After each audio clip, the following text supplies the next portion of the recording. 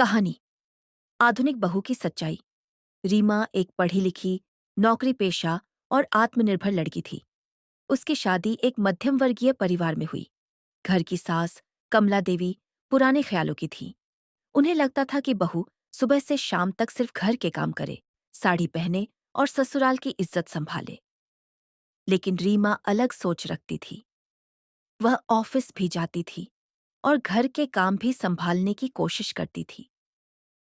एक दिन मोहल्ले की औरतों ने कमला देवी से कहा, अरे आपकी बहू तो जीन्स टॉप पहनकर ऑफिस जाती है। ये कैसी बहू है?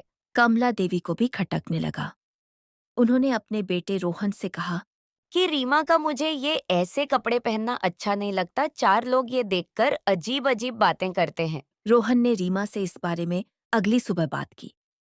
पर रीमा ने रोहन की नहीं सुनी और रीमा ने रोहन से कहा, आपको आज के समय में इतनी छोटी सोच नहीं रखनी चाहिए। मोहल्ले की औरतें तो घर से कभी बाहर नहीं निकलती। कपड़ों से लोगों के चरित्र का पता नहीं चलता। मुझे ऐसे कपड़े पहनना अच्छा लगता है, इसलिए मैं ये पहनती हूँ।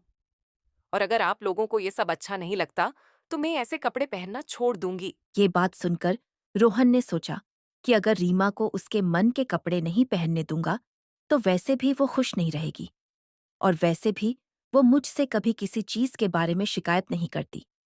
इसलिए रोहन ने इस बात को जाने दिया। पर कुछ दिन बाद कमला देवी ने खुद ही रीमा से कह दिया कि रीमा तुम्हें बहू बनकर रहना चाहिए। ये फैशन हमारे घर में अच्छा नहीं लगता। रीमा मुस्कुराई और बोली, मां जी, कपड़ों से इज्जत नहीं जाती, औरत की सोच और व्यवहार से जाती है। मैं आपकी इज्जत हमेशा बनाए रखूंगी, चाहे ऑफिस जाऊं या घर के काम करूं। और रीमा ऐसे ही ऑफिस जाती रही, जिसके कमला देवी के दिमाग में रीमा के लिए गुस्सा बढ़ता गया। पर एक दिन रीमा ने कमला देवी की चाय में गलती से थोड़ी ज्यादा शक्कर डाल दी, और ज्यादा चीनी वाली चाय कमला देवी को पसंद नहीं थी। और इसी बात पर कमला देवी ने रीमा को बहुत डांट दिया। और धीरे धीरे कमला देवी और रीमा में ऐसी ही छोटी छोटी बातों पर नोक झोंक होने लगी। और एक दिन रीमा ने रोहन से कहा कि अब हम दोनों लोग अकेले रहेंगे। मुझे मम्मी के साथ नहीं रहना। मैं ऐसे माहौल में नहीं रह सकती। माँ बात को समझने की जगह बात को और बढ़ाती है। और रोहन और रीमा एक दूसरे घर में रहने चले गए।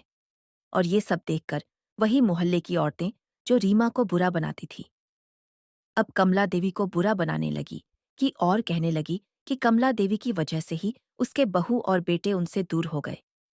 ये उसको न अच्छे कपड़े पहनने देती थी और खाने बनाने में भी टोकती थी। और ये सब सुनकर कमला देवी को अपनी गलती का एहसास हुआ कि लोगों की बात सुनकर कभी भी अपने मन में किसी के लिए जहर नहीं भरना चाहिए। इससे अच्छे रिश्ते भी खराब हो जाते हैं। कमला देवी ने तुरंत रीमा को फोन लगाया और अपनी गलती की माफी मांगी और घर आने के लिए कहा।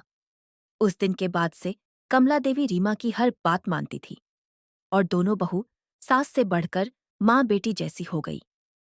और बाद में मोहल्ले वालों और कमला देवी को एहसास हुआ कि आधुनिक होना बुरा नहीं है, अगर साथ में संस्कार और जिम्मेदारी निभाई जाए।